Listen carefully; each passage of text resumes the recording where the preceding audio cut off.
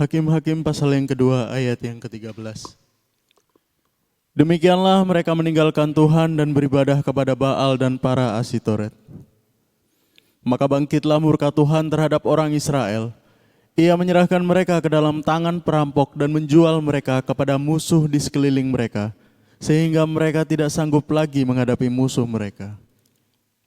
Setiap kali mereka maju, tangan Tuhan melawan mereka dan mendatangkan malapetaka kepada mereka, sesuai dengan apa yang telah diperingatkan kepada mereka oleh Tuhan dengan sumpah, sehingga mereka sangat terdesak. Maka Tuhan membangkitkan hakim-hakim yang menyelamatkan mereka dari tangan perampok itu. Tetapi juga para hakim itu tidak mereka hiraukan, karena mereka berzinah dengan mengikuti Allah lain dan sujud menyembah kepadanya. Mereka segera menyimpang dari jalan yang ditempuh oleh nenek moyangnya yang mendengarkan perintah Tuhan. Mereka melakukan yang tidak patut.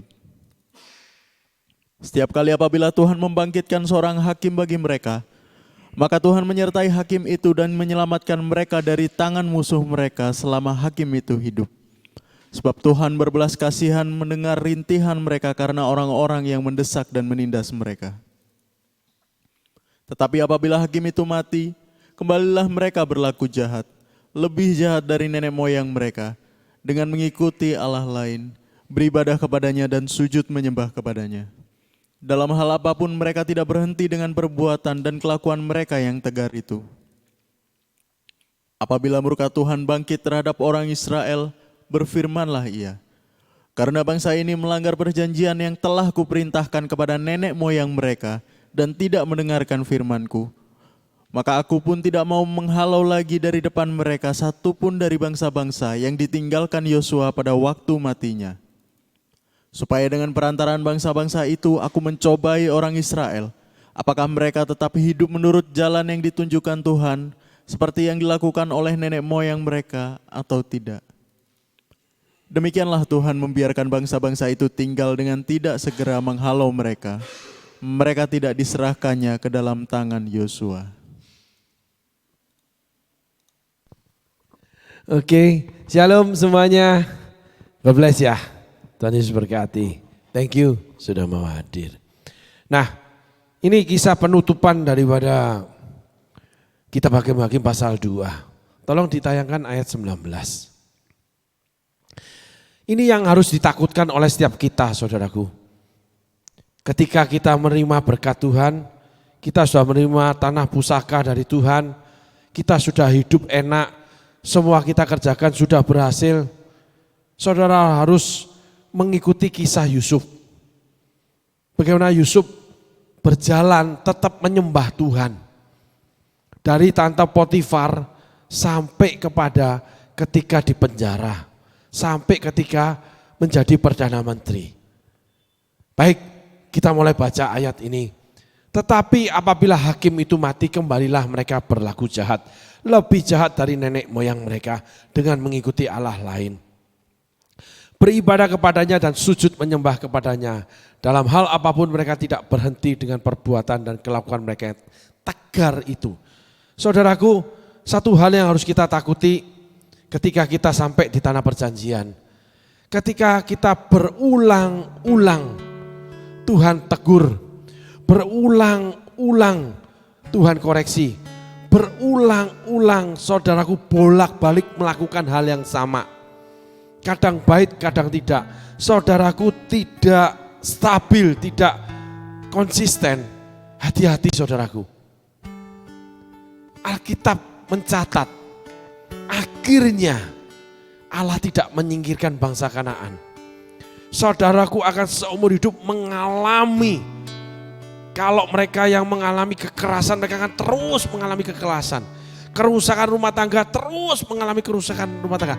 Karena hati saudara sudah keras. Saudara tetap tegar dengan keputusan saudara. Ini yang kita harus takuti. yang membuat saudara hidup di dalam pencobaan demi pencobaan. Kita hakim-hakim itu menjawab bahwa ada anak-anak Tuhan, orang-orang Kristen yang rajin ibadah, yang melayani, yang memberi sama Tuhan. Apapun mereka tetap anak-anak Tuhan, tetapi hidupnya penuh dengan pencobaan. Yang susah tetap susah. Yang walaupun berhasil, tapi mengalami kekerasan hidup, kekerasan rumah tangga, kekerasan perusahaan, kekerasan dalam bekerja, kekerasan dalam pelayanan. Pekerjaan diberkati, pelayanan diberkati, tapi pribadi terus tidak ada yang namanya pemulihan. Kami suami istri makin dipulihkan. Hubungan dengan anak satu persatu, tahap demi tahap, walaupun dengan merayap, mulai pulih, mulai bisa bercanda, mulai bisa ngomong. Dan mulai yang satu udah mulai betul-betul nyaman diajak omong, tinggal sedikit lagi tensi marahnya kalau diajak omong. Yang satu masih menjaga sikap, tetapi sudah mulai terbuka. Ada pertumbuhan. Jadi saudaraku, ketika saudaraku sudah diberkati Tuhan, ketika saudaraku sudah masuk tanah perjanjian, menerima tanah pusaka, ketika saudaraku sudah menerima kepenuhan janji Allah, saudaraku harus punya patok ini. Apakah rohani saudara bertumbuh itu dari buah-buah yang manis? Apakah kerusakan itu tetap terjadi yang mengganggu saudara? Selanjutnya, sekitar saudara ini yang selalu mengganggu saudara, pelan-pelan gangguan itu mulai berbalik menjadi berkat. Dari bangkai keluarlah madu, Simson. Terjadi pertobatan dari orang-orang sekeliling kita. Terjadi orang-orang yang mulai mengerti kita. Mulai terjadi penerimaan yang baik. Keadaan pelan-pelan berubah menjadi kondusif. Jadi hubungan suami istri pelan-pelan pulih. Itu namanya pertumbuhan. Bukan hanya di padang gurun, bukan hanya di zaman Yosua. Tapi di zaman kita sudah menerima berkat Tuhan. Sedang menjadi berkat buat Tuhan. Walaupun saudara sudah melayani dengan baik, saudara sudah memberi dengan baik, segala sesuatu itu sudah baik oleh karena Tuhan yang membuatnya. Tetapi saudara mengalami pertumbuhan, menerima buah yang baik. Enggak terus saudara dapat duit aja, tapi rumah tangga saudara enggak pernah pulih. Anak-anak enggak pernah pulih. Anak-anak enggak pernah pinter. Anak-anak enggak pernah mengerti ekonomi. Pribadi anak-anak itu kok buruk terus. Tidak ada perubahan. Hati-hati. Coba tengok keputusan saudara. Yang membuat hati saudara keras. Kalau Alkitab mencatat itu tegar.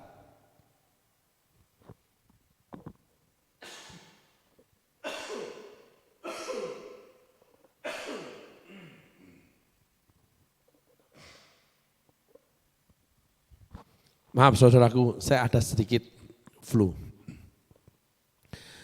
Kita lihat lagi, sehingga berkat Tuhan itu bukan hanya satu sisi, seluruh kehidupan kita. Karena ditulis anak cucu orang benar. Diberkati. Dan itu diterangkan tidak minta-minta roti, memberi pinjaman, dan sebagainya. Ada pribadi yang baik. Musa melahirkan anak-anak yang tidak diberikan hak pelayanan seperti Musa. Bawaan Musa, Harun, itu anak-anaknya diberikan hak memerintah di kemah suci. Punya jabatan. Anak-anak Musa punya hati seperti Musa. Upah itu anak. Alkitab mencatat anak itu pusaka bagi Tuhan. Khususnya anak laki-laki.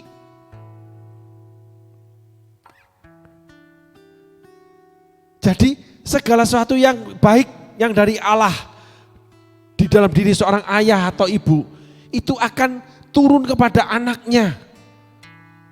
Itu namanya pertumbuhan. Segala sesuatu yang tidak baik yang dilakukan orang tua termasuk karakternya akan turun terhadap anak-anaknya. Itulah dunia spirit tanah perjanjian. 7 bangsa Kanaan. Itu 7 orang kuat di dunia roh. Itu Ibu Indri Gautama itu pernah menerangkan dalam seri waktu itu kalau nggak salah berapa belas seri. Dia terangkan satu persatu bentuknya alkitabiahnya. 7 orang kuat yang menawan anak-anak Tuhan. Spirit-spirit para penguasa di udara. Semua sekali lagi setan bisa bekerja karena kita. Kalau kita menolaknya, setan tidak bisa merasuki kita. Nggak bisa. Setan bisa merasuki kita oleh karena kita nggak taat terhadap firman Tuhan. Saul, anak Imam Skewa, Yudas. Coba saudara pelajari. Lalu ketika orang itu dilepaskan dari kuasa jahat, orang itu memberitakan Injil. Ingat tentang 2000 orang di kuburan yang dilempar ke babi, diusir ke babi sama Yesus. Maaf saudaraku, yang menamakan dirinya Legion. Setan itu banyak, sangat banyak. Tapi enggak berarti apa-apa. Setan bisa bekerja karena keputusan saudara. Jadi ketika saudara memutuskan segala sesuatu yang di alam yang lain, kerajaan kuasa kegelapan atau kerajaan kuasa daripada kerajaan Allah, kuasa Yesus, itu yang bekerja. Cuman 2. Jadi ketika saudara mengatakan sesuatu karena keputusan saudara, dari perkataanmu engkau dihukum, dari perkataanmu engkau dibenarkan. Semua dari keputusan hati yang Alkitab di ayat 2 ini ditutup dengan namanya tegar. Sehingga Allah menetapkan sesuatu buat saudara. Itu ketika saudara diberkati, perjalanan saudara di dalam berkat Tuhan, yang saudara putuskan, yang saudara lakukan, yang saudara ingini, yang saudara kerjakan, yang saudara buat, itu akan membawa keputusan Allah. Tetapi sebelumnya, Allah akan memperingatkan terus saudara. Itulah kenapa hakim-hakim dibangkitkan Tuhan. Setelah beberapa kali, pada satu titik, Allah mengatakan, 7 bangsa Kanaan tidak akan pernah aku halau lagi. Dan selama-lamanya bersama kamu. Nah, setan ini bisa bekerja, salah satunya, dia lihat ketetapan Allah. Karena Allah yang paling tahu keadaanmu di depan, termasuk perubahan hatimu. Iblis nggak ngerti, iblis itu cuma tahu dari body language, dari apa yang kamu buat. Mata yang marah, mata yang jatuh cinta.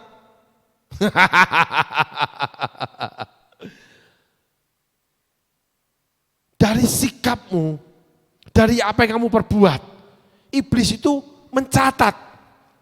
Sehingga seluruh hidupmu sejak dari kandungan ibu, kamu tuh dicatat lahir dari mana.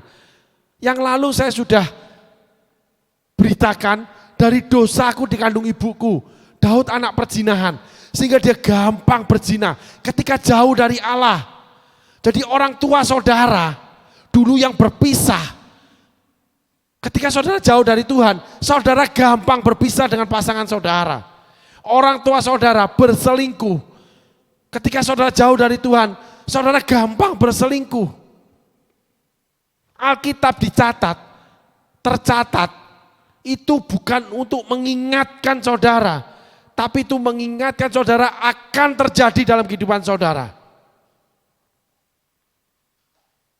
Sehingga keputusan Allah karena ketegaran hati saudara, itu membuat saudara hidup di dalam pencobaan iblis, bukan ujian, bukan ranting yang berbuah.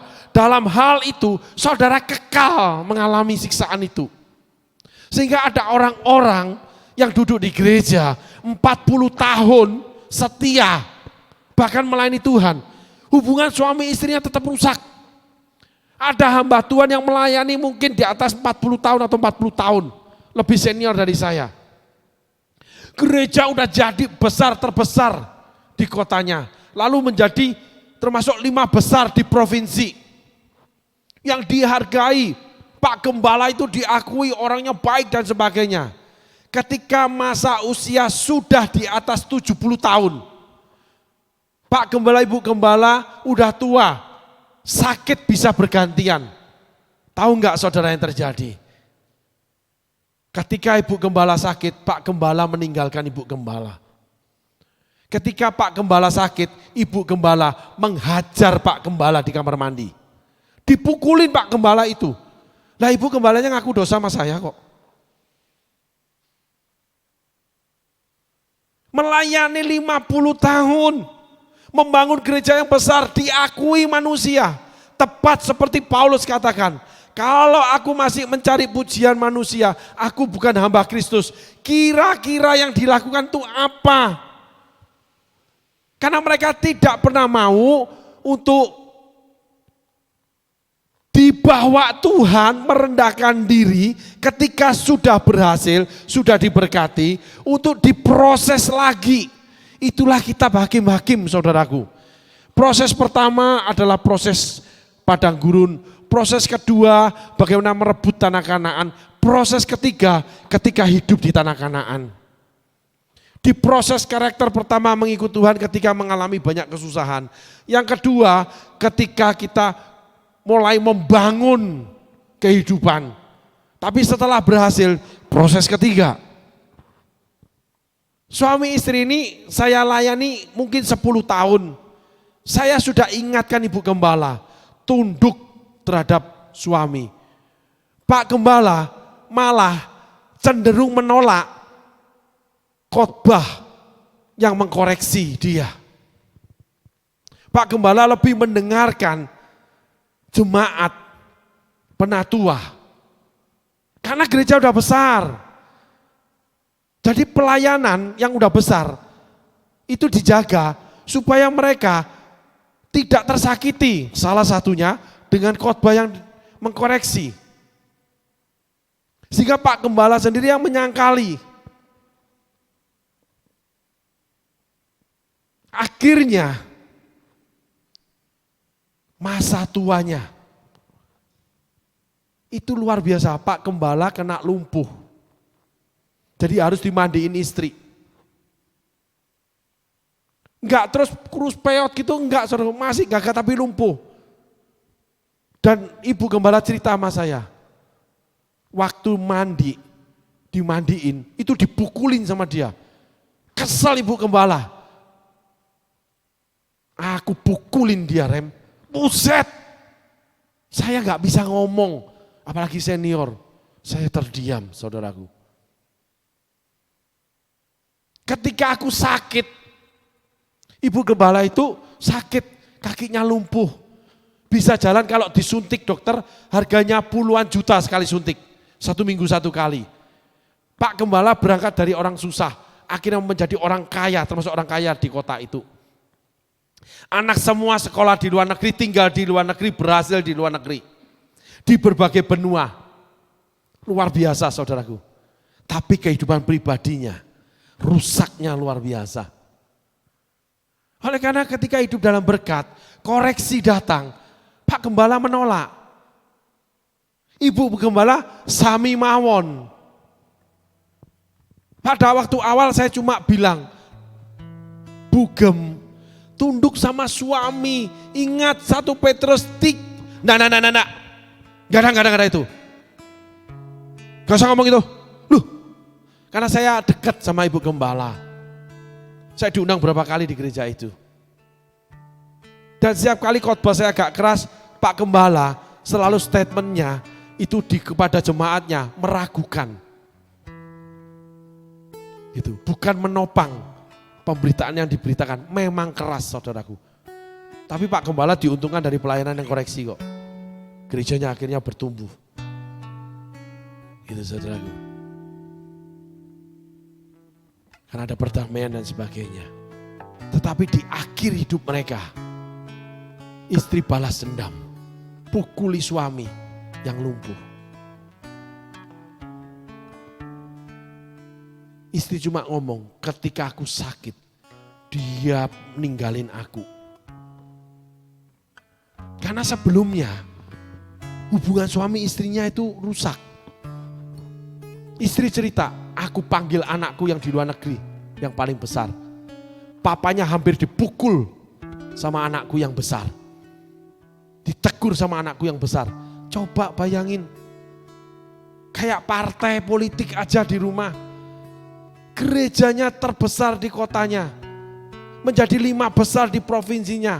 Diberkati Tuhan, pelayanan pekerjaan, anak-anak diberkati, kaya raya semua. Anak dipanggil cuman untuk pukul papanya.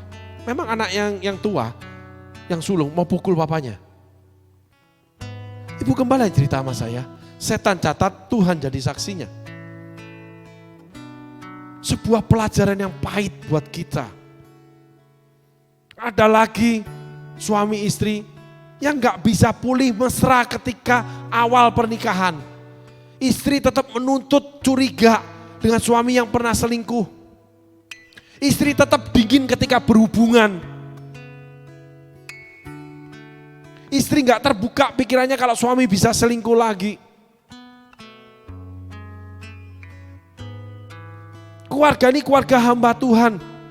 Anak-anaknya melayani Tuhan, diberkati Tuhan, sekolah tinggi. Tapi tidak ada pertumbuhan suami istri ini. Karena ada ujian ketika diberkati.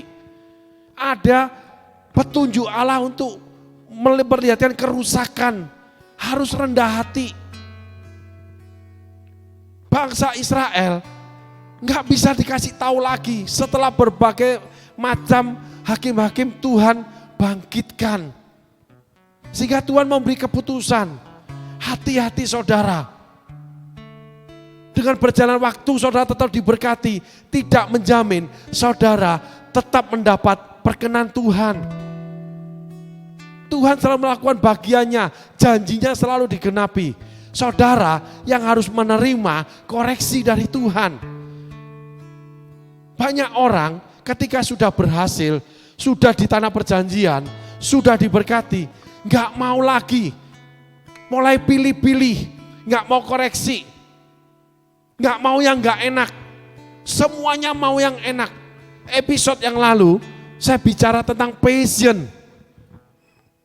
Cintaku terhadap rumahmu menghanguskan aku. Yesus itu ditulis di Alkitab. Demikian kita. Dulu kita seperti apa sama Tuhan. Hari ini seperti apa. Dulu disuruh apa aja mau. Hari ini masih mau enggak? Mulai pilih-pilih pelayanan. Mulai pilih gereja besar. Kalau bersama pastor-pastor yang punya nama besar, bangganya. Tapi kalau bersama saudara-saudara yang dari kecil rohani dibesarkan bersama di sebuah gereja, di sebuah pelayanan, gak mau kumpul lagi.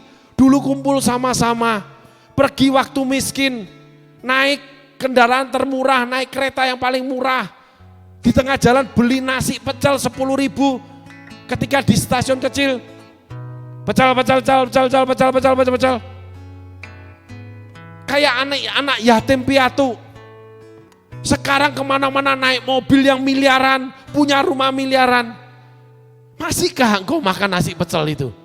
Saudaraku, saya punya satu bercandaan. Kalau saya ketemu teman-teman lama, ketika yang sudah diberkati, saya cuma ngomong satu gini, aku kangen sama celana sobekmu, sama sendal bututmu. Aku tidak terpesona, tidak kagum. dengan sepedamu yang harganya 1 Avanza. Aku tidak kagum dengan pekerjaanmu yang puluhan miliar. Karena air mataku tidak menetes untuk itu. Saat itu Tuhan letakkan belas kasihan ketika kamu pakai sendal jepit butut. Dengan celana robek butut. Di situ Tuhan angkat kamu. Itulah Tuhan. Jangan tegarkan hatimu dengan keputusan yang salah. Karena kerusakan itu permanen. Satu kerusakan akan membawa kerusakan yang lain. Saudaraku, tubuh Kristus itu seperti tubuh manusia. Saya akan umpamakan aja. Saya mengalami dalam usia saya, tulang leher saya ke-5 dan ke-6 itu terjadi pengecilan.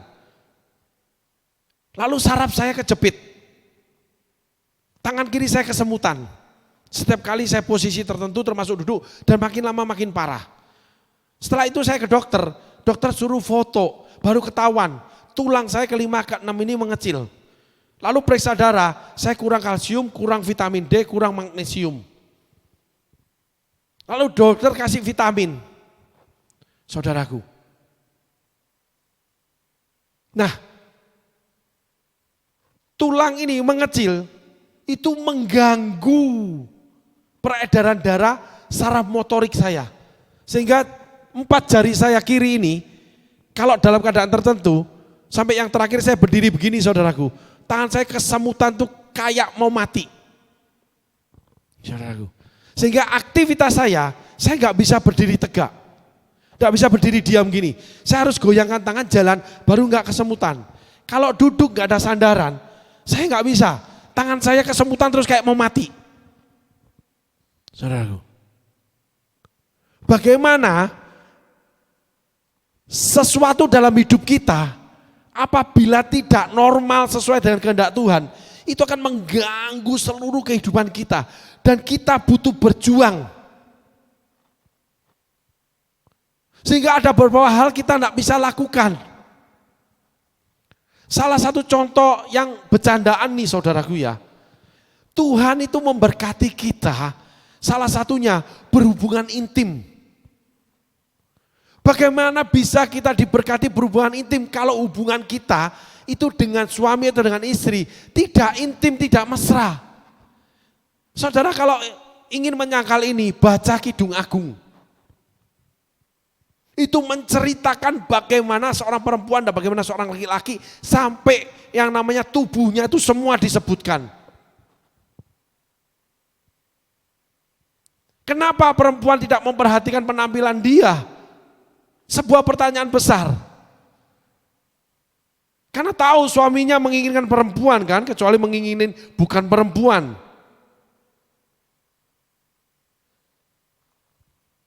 Kenapa laki-laki tidak peduli dengan perempuannya? Lalu bagaimana dengan hubungan intim? Itu cuma kebutuhan karena dorongan hormon seksual saja. Kayak orang ngasih setoran, kayak orang terima setoran. Saya 30 tahun jadi konselor, cukup banyak konseling dalam rumah tangga. Dan ini yang terjadi saudaraku. Dan persoalannya itu ada yang mampet, ada yang rusak. Dan Tuhan bawa ke sana, perbaiki ini. Dengan cara merendahkan diri. Tapi orang Israel nggak mau. Itulah namanya berhala dewa-dewa Baal dan Asitoret. Setelah mereka dominan, pekerjaan dominan, kekayaan dominan, segala sesuatu yang Tuhan berikan itu dominan. Mereka udah nggak perhatikan, nggak mau, bahkan menolak koreksi dari Tuhan. Tuhan udah berkali-kali memberikan hakim-hakim yang selalu menolong mereka. Tapi pada satu titik perhatikan ini saudaraku. Tuhan membuat keputusan. Gimana kehidupan saudara sampai dipanggil pulang. Mengalami banyak kesusahan. Oleh karena kerusakan yang saudara tidak ingin perbaiki. Tolong ayat selanjutnya.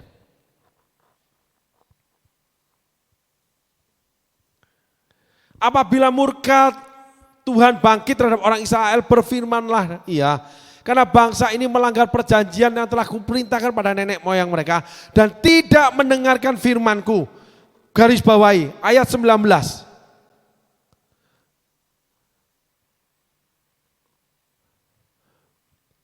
Dalam hal apapun mereka tidak berhenti dengan perbuatan dengan kelakuan mereka yang tegar itu.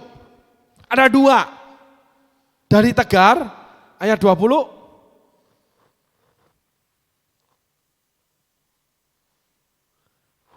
Tidak mendengarkan firmanku. Kita masuk ayat 21. Saudaraku perhatikan ini.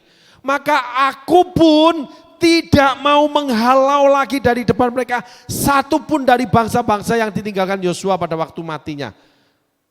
Perhatikan ini saudaraku, yaitu 7 bangsa Kanaan yang akan memusuhi bangsa Israel sampai hari ini. Saudara akan mengalami hal seperti itu. Salah satu yang saudara lakukan, saudara tidak mau lagi mendengarkan perintah Tuhan. Maka di ujungnya nanti, bangsa Israel menolak teokrasi, minta raja seperti bangsa lain. Saudara akan menginginkan hidup seperti orang kebanyakan.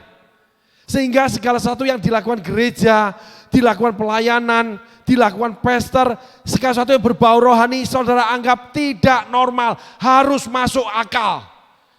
Yang kedua, harus sesuai dengan pikiran saudara. Kalau nggak sesuai saudara tidak pernah mau. Hukum otoritas Allah tunduk pada perintah. Di mana yang kau lakukan harus taat dan setia. Apabila kau baik-baik mendengarkan suara Tuhan Allahmu dan dengan setia melakukannya, maka segala berkat ini akan menjadi bagianmu, yaitu mendatangi engkau. Tetapi apabila engkau tidak baik-baik dan tidak setia melakukan segala perintah yang kuberikan kepadamu hari ini, maka segala kutuk ini akan datang dan mencapai engkau, mengejar engkau. Yang pertama, ketika kau taat dan setia, Tuhan akan datangkan seperti hidangan. Kamu makan sepuasnya. Enggak pernah habis. Tak habis-habisnya rahmatnya. Tetapi apabila kamu tidak taat dan setia, maka kutuk itu akan datang dan mencapai engkau. Mencapai artinya kamu dikejar terus oleh kutuk itu. Salah satunya 7 bangsa Kanaan. Kamu rusak sama suami, suami akan ganggu kamu terus. Itu cara Tuhan menusuk kita. Oleh karena tegar hatimu dan tidak mendengarkan perintah. Dan itu digenapi oleh Yesus. Apabila engkau tinggal di dalam aku, tinggal di dalam Tuhan, dengaran suara Tuhan. Dan firmanku tinggal di dalam kamu, patuh terhadap firman Tuhan. Seperti terhadap Taurat Tuhan. Mintalah segala sesuatu, percayalah kamu sudah terima. Dibawa lagi dengan firman yang lain sama Roh Kudus. Ini itu sudah aku beri kepadamu, hai Daud. Istana tuanmu dan isinya aku beri sama kamu. Kalau kurang minta, kenapa kamu berbuat jahat terhadap Uria? Tuhan tidak bicara perzinahan dengan Batseba, bukan itu tidak salah. Tuhan cuma kasih garis, kamu yang salah, kamu yang jahat. Karena akhirnya Batseba tidak dihukum. Daud yang dihukum. Batseba menerima akibat anaknya dimatiin, tapi digantikan Yedija yang akhirnya menjadi pengganti Daud, raja yang dipilih Allah. Daud seumur hidupnya selalu melewati pertempuran peperangan, bahkan oleh anak-anaknya sendiri. Dan Daud sakit dalam waktu yang lama. Hati-hati, jangan pandang remeh Tuhanmu. Jangan kamu anggap enteng Taurat Tuhan. Ketika kamu sudah mendapatkan segala itu dari Tuhan, kau tinggalkan janjimu.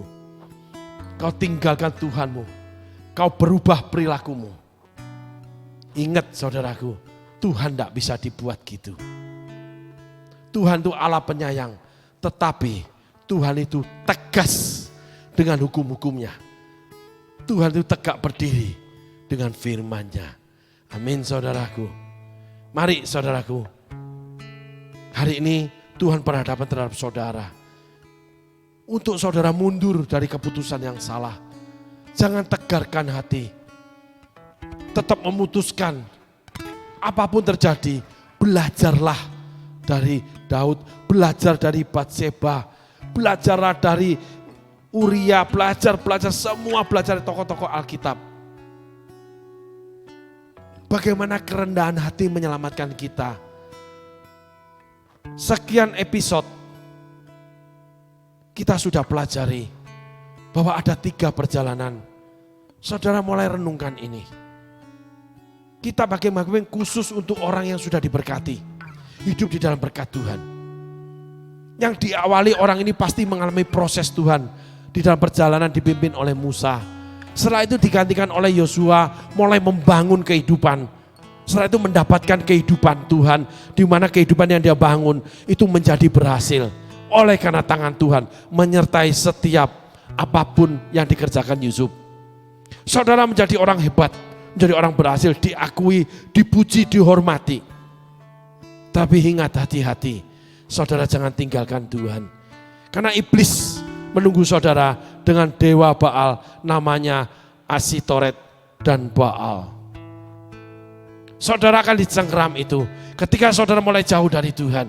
Saudara mulai tidak taat pada perintah Tuhan. Saudara mengurangkan apa yang saudara lakukan buat Tuhan. Di dalam perjalanan saudara. Sampai titik saudara mendapatkan berkat Tuhan. Saudara mulai lalai, mulai alpa, mulai meninggalkan kewajiban saudara. Seperti Daud jalan-jalan di atas sotoh. Di mana akhirnya dia jatuh, dijatuhkan iblis. Dan dengan dominan dewa Baal dan Asitoret. Membuat dia dengan dominan, dia bunuh Oria. Saudara menjadi jahat. Seperti Alkitab mencatat kitab Hakim-Hakim. Perilaku mereka semakin jahat. Saudara renungkan ini. Setiap keputusan saudara. Itu harus mau dikoreksi Tuhan. Setiap perbuatan saudara harus mau diluruskan Tuhan. Saudara harus patuh dan taat, setia terhadap perintah Tuhan. Saudara tetap tidak boleh memutuskan segala sesuatu sendiri. Bawa segala sesuatu ke hadapan Tuhan. Keputusan kami dan keputusan Roh Kudus. Saudara boleh berdialog tapi jangan meniadakan pemimpin. Saudara sebagai pemimpin boleh menerima masukan tapi jangan dikendalikan oleh masukan-masukan dari bawahan. 19 episode kita belajar kitab Hakim-Hakim dari pasal 1 sampai pasal 2. Apabila saudara terus diperingatkan Tuhan, pada satu titik saudara dianggap tegar dan saudara tidak menerima perintah Tuhan. Tuhan akan putuskan bahwa 7 bangsa Kanaan tidak pernah dihalau. Sehingga segala sesuatu yang menyakiti saudara itu akan terjadi sampai saudara dibawa pulang. Hidup saudara sebagian akan dibawa ke neraka kehidupan di mana dewa Baal Asitoret menguasai saudara. Saudara tidak pernah insaf, tidak pernah bertobat lagi. Sampai pada titik saudara nek sama Tuhan. Saudara minta diperlakukan seperti orang dunia. Itulah artinya bangsa Israel meminta Saul.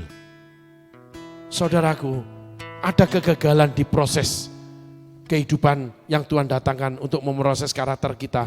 Kita diperhadapkan kesusahan, kesulitan.